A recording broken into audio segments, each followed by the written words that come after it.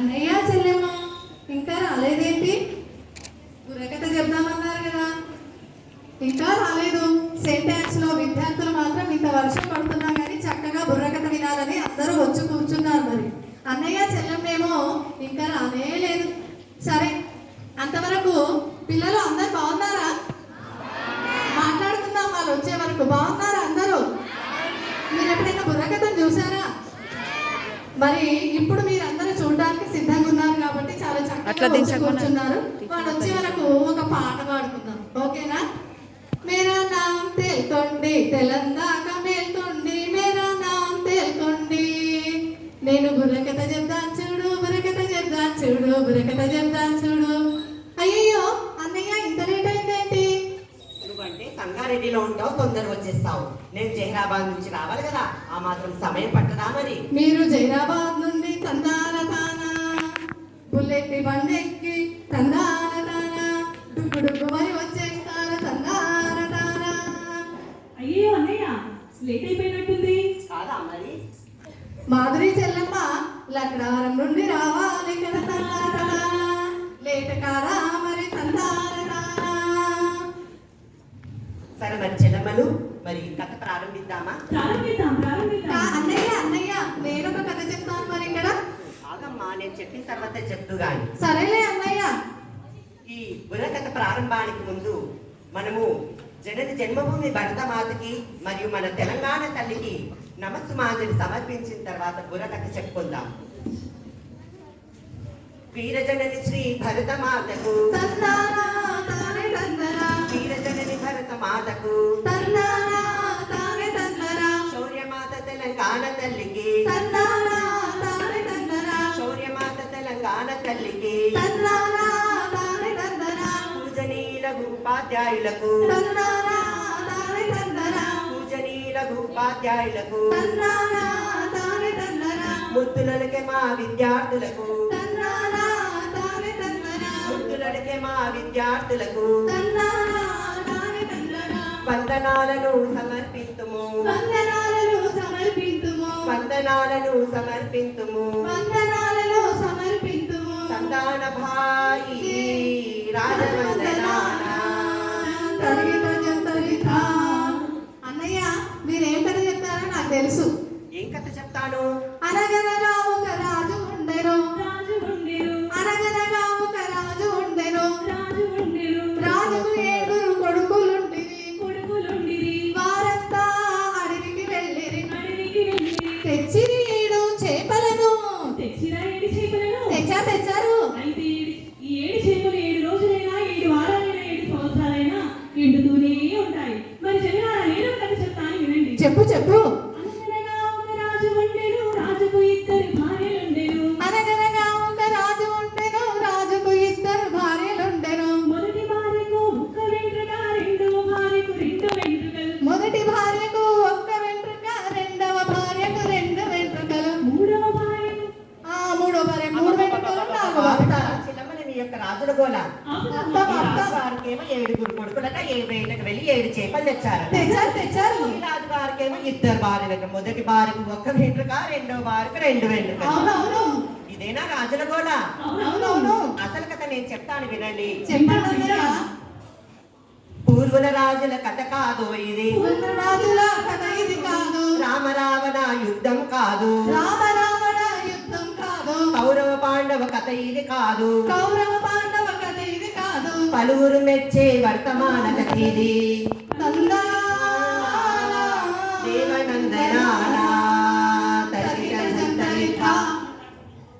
మరి నేనేం కథ చెప్పాలనుకున్నానంటే,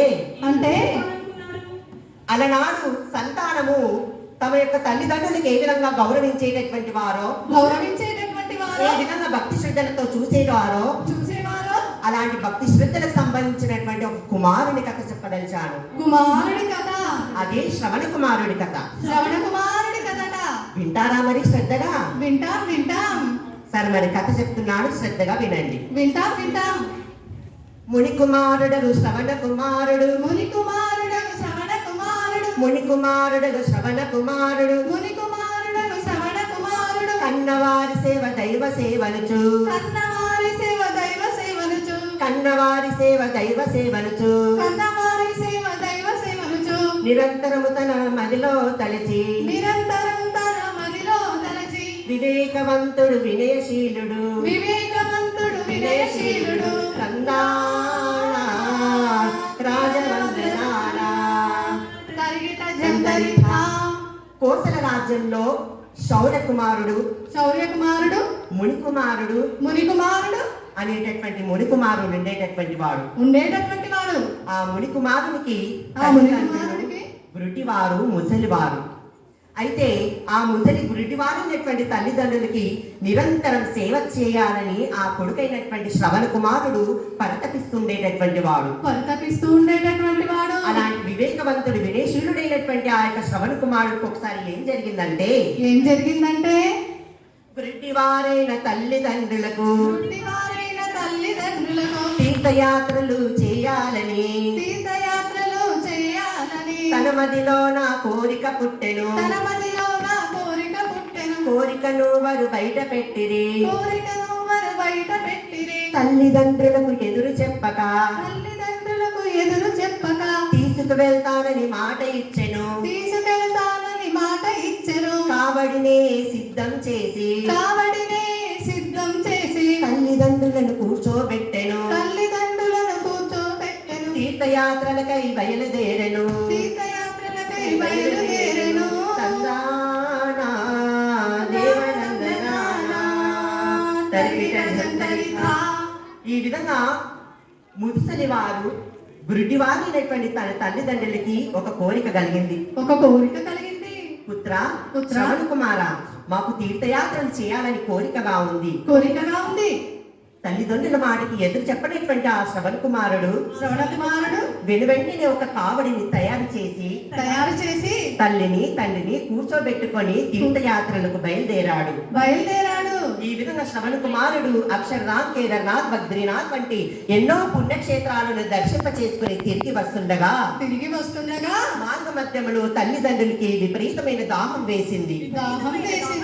తల్లిదండ్రుల దాహాన్ని తీర్చడానికి కుమారుడైనటువంటి శ్రవణ కుమారుడు ఏం చేశాడంటే కావడిని ఒక చెట్టు కింద దించి, అమ్మా నాన్న మీరు సేద తీరండి, నేను నీటిని తీసుకుని వస్తాను అని అడవిలో నీటి కోసం బయలుదేరాడు శ్రవణ కుమారుడు. ఈ విధంగా అడవి మార్గం గుండా వెళ్తుండగా శ్రవణ కుమారుడికి ఒక నది కనిపించింది. ఆ నదిని చూసేసరికి శ్రవణ కుమారుడికి ప్రాణం లేచి వచ్చినట్టయింది. వెంటనే దగ్గరలో ఉన్నటువంటి ఒక కొండని తీసుకుని కుండను నీటిలో ముంచుతుండగా బుడబుడబుడమని శబ్దం వచ్చెను. నీటి కోసం ఒక జంతువు వచ్చెనని దశరథుడు తన మదిలో తలచి బాణమును ఎక్కుపెట్టెను. బాణము కాస్త ఆ యొక్క శ్రవణ కుమారుడి యొక్క గుండెల్లో గుచ్చుకుపోయింది.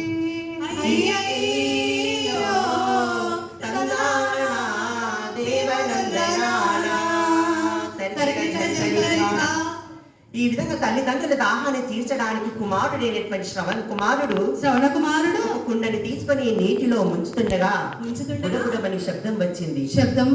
వేట కోసం వచ్చినటువంటి కోసల రాజ్యాధిపతి అయినటువంటి దశరథ మహారాజు ఏదో జంతువు నీరు త్రాగుతున్నదని భ్రమపడి బాణాన్ని వేశాడు. ఆ బాణం కాస్త ఆ యొక్క శ్రవణ కుమారుడు గుండెల్లో గుచ్చుకొని పోయింది.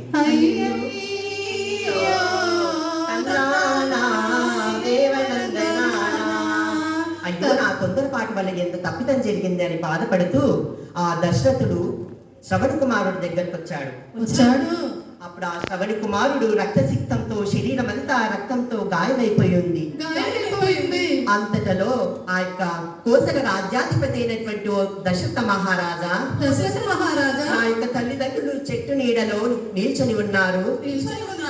వారు విపరీతమైనటువంటి దాహంతో కొట్టుమిట్టాడుతున్నారు.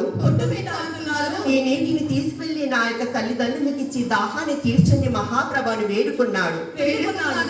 చూడండి పిల్లలు, ఈ విధంగా ప్రాణాపాయ స్థితిలో కూడా తల్లిదండ్రుల్ని ఏ విధంగా పరితపించేటటువంటి వాడు తలుచుకొని తల్లిదండ్రులు చేసేటటువంటి సౌభాగ్యాన్ని తలుచుకొని ఆ భగవంతుడికి కృతజ్ఞతాంజలి సమర్పిస్తూ కన్ను మూసాడు ఆ యొక్క శ్రవణ కుమారుడు. అయ్యయ్యో తన్నానా దేవనందనానా తరిగిట జంతరిత. మరి అన్నయ్య ఇక్కడ అలాంటి వివేకవంతుడు, శ్రవణ కుమారుడు లాంటి వినయవంతుడు, తల్లిదండ్రులకి విలువ ఇచ్చేటటువంటి పిల్లలు, కొడుకులు ఇక్కడ ఎవరైనా ఉన్నారంటారా? జనులారా, మీకు ఒక ప్రశ్న. కనీసం అలాంటి కూతుర్లైనా ఉన్నారా? తల్లిదండ్రులకు విలువించే కొడుకులు కూతుర్లు ఉన్నారా జనులారా? ఆలోచించండి. ఉండే ఉంటారు. అయితే అన్నయ్య, కథ అయితే చాలా బాగుంది. శ్రవణ కుమారుని కథ. జనులారా, మీకందరికీ అర్థమైందని అనుకుంటున్నాం. అయితే వారి ఆలోచన కన్నా ముందు నాదొక చిన్న అనుమానం. ఏంటి చెల్లెమ్మా? తల్లిదండ్రులు ఎంతో ప్రేమ చూపిస్తారు, తల్లిదండ్రులు ఎంతో బాధ్యత ఉంటారన్నారు కదా. మీ మాటల్లో తల్లిదండ్రుల ప్రేమ ఏంటో అర్థమయ్యే విధంగా చెప్పగలవా? చెప్పండి అన్నయ్య. ఇప్పుడే చెప్పాను కదా చెల్లెమ్మ, శ్రవణ కుమారుడి కథ. అయ్యయ్యో, నాకంతగా తట్టలేదు. నాకు తట్టలేదు అన్నయ్య. సరే, శ్రవణ కుమారుడి యొక్క జీవన చరిత్రకి సంబంధించి ఒక 4 మాటలు చెప్పండి.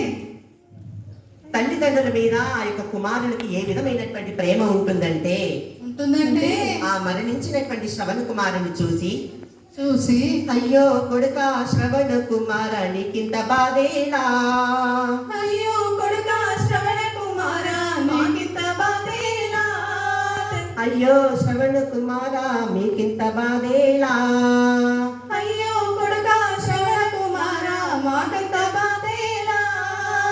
ఎన్నో మొక్కులు ఎన్నో కొండలు నీకై మొక్కితిమి, ఎన్నో కొండలు ఎన్నో మొన్నలు నీకై మొక్కితిమి, మొక్కిన మొక్కులు ఎక్కిన కొండలు దేవుడు ఏమాయే, మొక్కిన మొక్కులు ఎక్కిన కొండలు దేవుడు ఏమాయే. ఇంతటి కడుపు కోత కన్నా చావే మేలాయే, ఇంతటి కడుపు కోత కన్నా చావే మేలాయే. తందానా దేవనందనానా తరిగిట జంతరిత. చెల్లమ్మలు, ఇప్పటికైనా అర్థమైందా అర్థమైందన్నయ్య. ఆ తల్లిదండ్రుల మీద పిల్లలకు ఉండేటటువంటి ప్రేమ ఎలాంటిదో? ఎలాంటిదంటే ఇప్పుడు కొద్దిగా అర్థమైందన్నయ్య. పిల్లల ఆనందము తల్లిదండ్రుల ఆనందం, పిల్లల బాధ తల్లిదండ్రుల బాధ, తల్లిదండ్రుల కృషి పిల్లలకు ప్రగతి, పిల్లల ప్రగతియే తల్లిదండ్రులకు ప్రగతి. అయితే అన్నయ్య చాలా చక్కగా చెప్పారు. కానీ తల్లిదండ్రులు ఎంత ప్రేమ చూపిస్తున్నారు, ఎంత బాధ్యత చూపిస్తున్నారు అదంతా ఒక దిక్కు పెడితే, మరి అందరూ జనులారా, ఇది కేవలం విద్యార్థులకు మాత్రమే కాదు, నిలిచిన ప్రతి ఒక్కరికి నా ప్రశ్న. చెప్పండి. తిరిగి మీరు కూడా అంతటి ప్రేమను, అంత గౌరవాన్ని చూపిస్తున్నారా? చూపిస్తున్నారు కాబట్టే మన సెంటెన్స్ లో ప్రాంగణం అంతా కలకలలాడిపోతుంది. అందరు ఇక్కడికి వేంచేశారు కదా. ఆగాగు చెల్లెమ్మ, కానీ ప్రస్తుత వర్తమాన పరిస్థితి ఎలా ఉందంటే, ఎలా ఉందన్నయ్య? ఇంతకు ముందు తల్లిదండ్రులు పిల్లల పట్ల ఏ విధమైనటువంటి ప్రేమ చూపేవారో తెలుసుకున్నాం. అవునవును. ఇప్పుడు పిల్లలు తల్లిదండ్రుల పట్ల ఎలా ప్రవర్తిస్తున్నారో ఇప్పుడు చూద్దాం. కష్టం చేసి కడుపు నింపే విలువే లేదాయే, కష్టం చేసి కడుపు నింపితే విలువే లేదాయే. తందానా దేవనందనానా, మాటకు మాట చెయ్యికి చెయ్యి మర్యాద లేదాయే, మాటకి మాట చెయ్యికి చెయ్యి మర్యాద లేదాయే. తందానా దేవనందనానా, బాధల్లో నా తల్లిదండ్రులకు చేయుతలేదాయే, బాధల్లో నా తల్లిదండ్రులకు చేయుతలేదాయే. నానా దేవనందనానా, వారు ఆశిస్తున్న చదువు ప్రగతి లేనే లేదాయే, వారు ఆశిస్తున్న చదువు ప్రగతి లేనే లేదాయే. నానా దేవనందనానా తరిగిట జంతరిత. మరి అలాంటి తల్లిదండ్రులకు విలువనిచ్చేటటువంటి వారు ఇక్కడ ఎవరైనా ఉన్నారా? మరి ఆలోచించండి పిల్లలు. అయితే చెల్లారా, విలువ ఇస్తున్నామా లేదా అన్నది ఒక్క క్షణం మీ గుండెల పైన చేయి వేసుకొని ఆలోచించండి. మరి ఇంతకు ముందు శ్రవణ కుమారుని గాథ గురించి చెప్తుంటే కొంతమంది తల్లుల కళ్ళల్లో నీళ్లు కూడా చూశాను నేను. కానీ కానీ ఇప్పుడు మాత్రం తల్లిదండ్రుల ఏమీ గురించి చెప్తే కనిపిస్తలేదు. పిల్లల కళ్ళల్లో నీళ్లు కాదు కదా, కనీసం ఆలోచన కూడా రావట్లేదు. ఆలోచన రావాలి పిల్లలు, అందుకనే నేను ఇలాంటి ప్రయత్నం చేస్తున్నాను. అలాంటి యాంత్రికమైన జీవితం మనకొద్దు. ఒక్కసారి జనులారా అందరూ మీ గుండెలపైన చేయి వేసుకొని ఆలోచించండి. వేసుకోండి పిల్లలు, ఒక్కసారి మీ గుండెలపైన చేయి వేసుకొని ఆలోచించండి. తల్లిదండ్రుల విలువేంటో మనకు అర్థమవుతుందా? వారు పెడుతున్న పెట్టుబడికి తగ్గట్టుగా మన కృషి ఉందా లేదా? అయితే అన్నయ్య మళ్ళీ కథలోకి వెళ్దామా? వెళ్దాం వెళ్దాం. మరి ఈ యొక్క తల్లిదండ్రుల కోసం మనం యజ్ఞయాగాదులు చేయాల్సిన అవసరం లేదు. అవసరం లేదు. విశ్వంలో ఉన్నతమైనటువంటి స్థానానికి ఎదగాల్సిన అవసరం లేదు. అవసరం లేదు. కేవలం ఒక్కసారి మనస్ఫూర్తిగా ఆలోచిస్తే చాలు. ఆలోచిస్తే చాలు. తల్లిదండ్రులు దైవ సమానులు. తల్లిదండ్రులు దైవ సమానులు. తల్లిదండ్రులు దైవ సమానులు. తల్లిదండ్రులు దైవ సమానులు. వారు లేనిదే నేను లేను. వారు లేనిదే నేను లేను. వారు లేనిదే నేను లేను. వారు లేనిదే నేను లేను. వారు లేనిదే నీవు లేవు. వారు లేనిదే నీవు లేవు. వారు లేనిదే నీవు లేవు. వారు లేనిదే నీవు లేవు. వారు లేనిదే జగతే లేదు. వారు లేనిదే జగతే లేదు. దందనానా, దేవదందనానా, తరిగిట జంతరితా.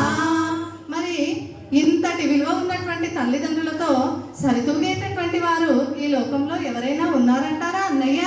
ఉన్నారా పిల్లలు? ఉన్నారా? తల్లిదండ్రులతో సమానంగా ఉన్న స్థానం ఇంకెవరికైనా ఉందంటారా ఈ సమాజంలో? చెప్పండి పిల్లలు, ఎవరైనా ఉన్నారా? ఎవరది? చాలా సంతోషం. ఉన్నారు ఉన్నారు, ఎందుకు లేరు? ఈ జగత్తులో తల్లిదండ్రులతో సమానమైనటువంటి వ్యక్తి మరెవరో కాదు. ఎవరు? గురువర్యులు. గురువర్యులు. మనకు విద్యను బోధించేటటువంటి గురువర్యులు. గురువర్యులు. అలాంటి గురువర్యులు అలాంటి గురువర్యులు ఒకసారి మనం స్మరణ చేసుకుంటూ వారికి నమస్సుమాంజలి సమర్పిద్దాం. నమస్సుమాంజలి సమర్పిద్దాం.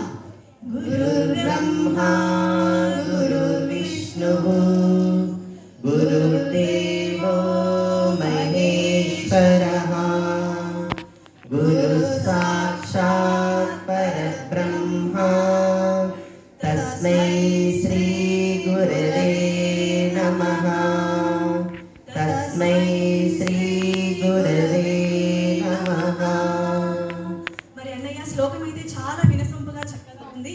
మరి తల్లిదండ్రుల బ్రహ్మ గురించి ఎలా అయితే చెప్పావో గురువుల గురించి కూడా మీ 4 మాటల్లో చెప్పగలరా? అన్నయ్య శ్లోకంలో మాత్రం బ్రహ్మతో విష్ణుతో మహేశ్వరుడితో సమానమని చెప్పారు కదా, మరి మీ వాక్యాల్లో ఏం చెప్తారో చెప్పండి.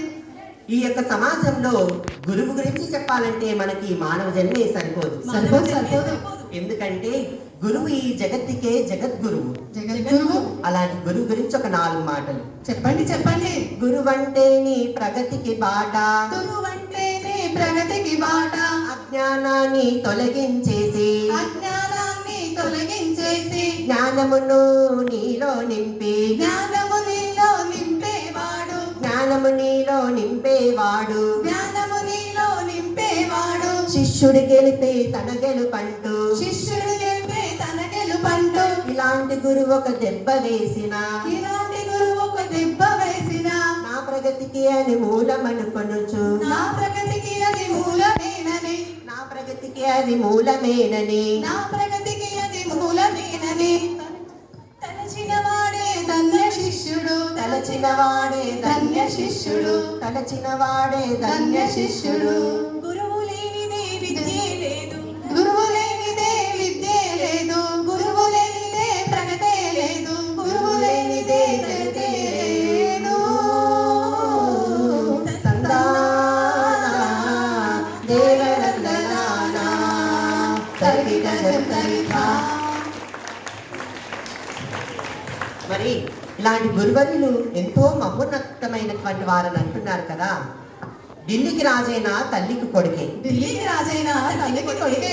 ఈ సమాజం మహోన్నతమైనటువంటి స్థాయిలో రావడానికి ఒక గురువు మాత్రమే కారకుడు. ఒక గురువు మాత్రమే కారకుడు. యాక్టర్ అయినా డాక్టర్ అయినా హైటెక్ సిటీలో జాబ్ చేసే పర్సన్ కైనా యాక్టర్ అయినా డాక్టర్ అయినా హైటెక్ సిటీలో జాబ్ చేసే పర్సన్ అయినా యూట్యూబ్ లో చెప్పేటటువంటి మాస్టర్ కైనా గురువు ప్రోద్బలం లేనిదే అడుగు ముందుకు వేయలేడు. అడుగు ముందుకు వేయలేదు. కాబట్టి పిల్లలు ఈ యొక్క గురువుని మనమందరం కూడా గౌరవించాలి. వారి మార్గదర్శకంలో మనమందరము నడవాలి. నడవాలి. గురువును గౌరవించండి. గురువు మార్గదర్శకత్వంలో నడవండి. మరి పిల్లలు, మరి యొక్క మానవుడు అనేటటువంటి వాడికి 2 కళ్ళు ఎంత ప్రముఖతగా ఉంటాయో అదే విధంగా సమాజంలో తల్లిదండ్రులు ఒక కన్నైతే గురువు మరి ఒక కన్ను. అలాంటి మాతృమూర్తులని మరి గురువర్యుల్ని సమర్పించుకుంటూ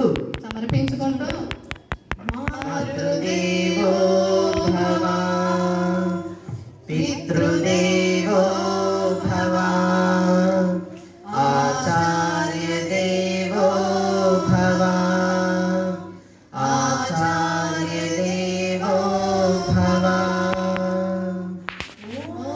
ఓం జం శాంతి అంతరిక్షం శాంతి పృథివీ శాంతి వనస్పతయే శాంతి లోకా సమస్తా సుఖినో భవంతు లోకా సమస్తా సుఖినో భవంతు సర్వే జనా సుఖినో భవంతు సర్వే జనా సుఖినో భవంతు. ఓం శాంతి శాంతి శాంతి. Thank you everyone. పిల్లలు, నేను ఒక చిన్న విషయం చెప్పదలుచుకున్నాను.